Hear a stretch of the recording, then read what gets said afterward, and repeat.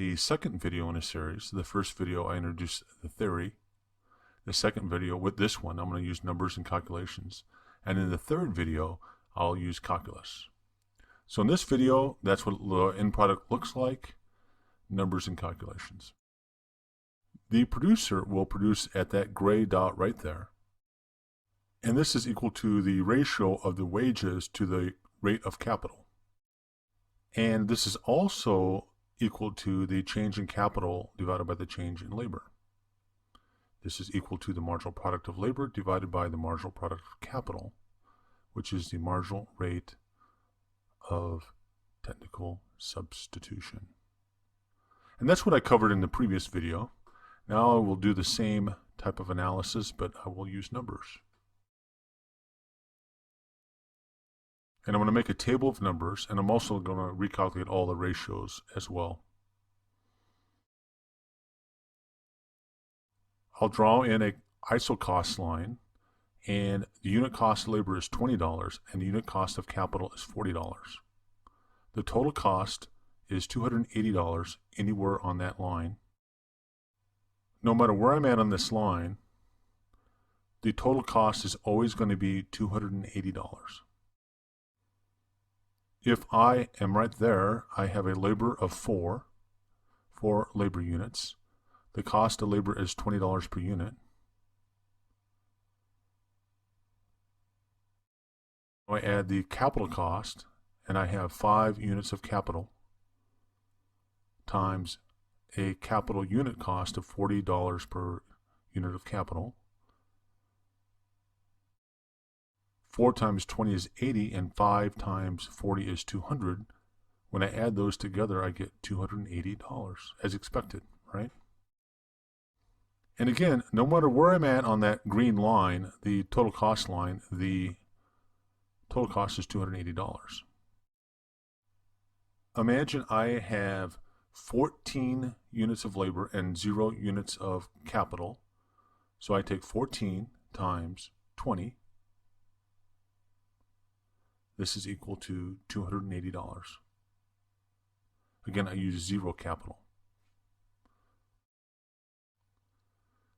If I'm at 0 labor and 7 units of capital,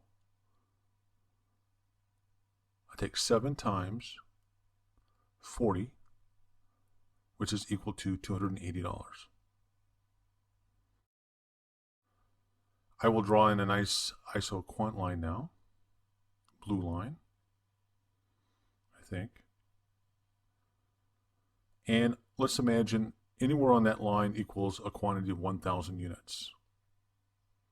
So anywhere along this line is 1,000 units.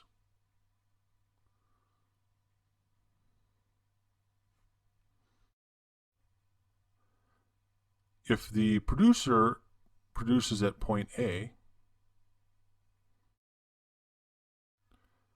the total cost is going to be 4 units of labor times the unit cost of labor, which is $20.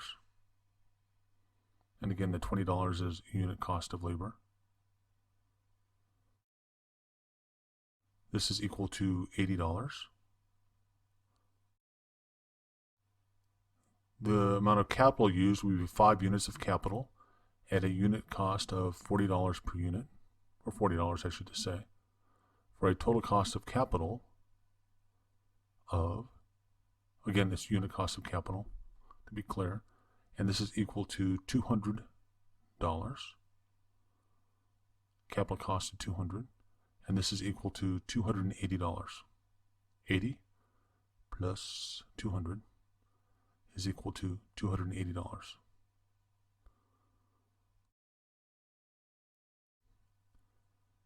Now, on the other hand, if the producer produces at point B, still producing 1,000 units, they will use 10 units of labor times $20 per unit. This is equal to $200. And they will use 2 units of capital, 2 times $40 per unit, which is $80, for a total cost of $280. 200 plus 80 is $280. Now this should make sense because both points A and B are on the same isoquant line and total cost is $280, so it's $280 for either point. But the producer can choose a different level of cost as long as they keep the ratio of labor cost and unit cost the same. So the ratio is the slope of the line, and that remains constant. Now at point C, the producer will use 6 units of labor and 3 units of capital. So 6 times 20 is equal to 120 for the labor cost.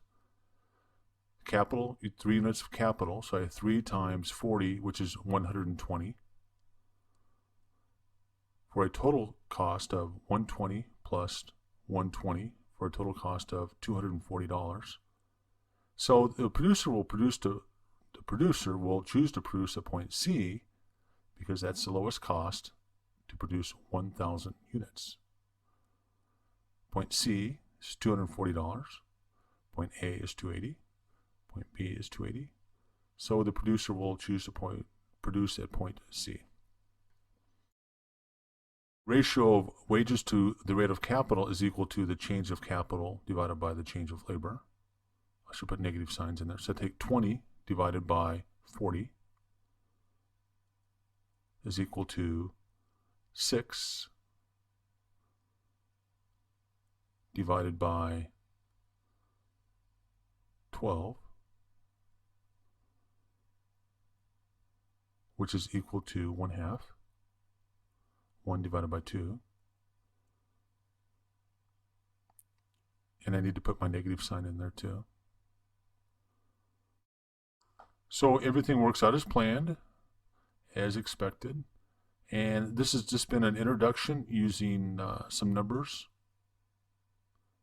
to help you understand the long-run theory of cost. Up next, I'm going to do the calculus proof.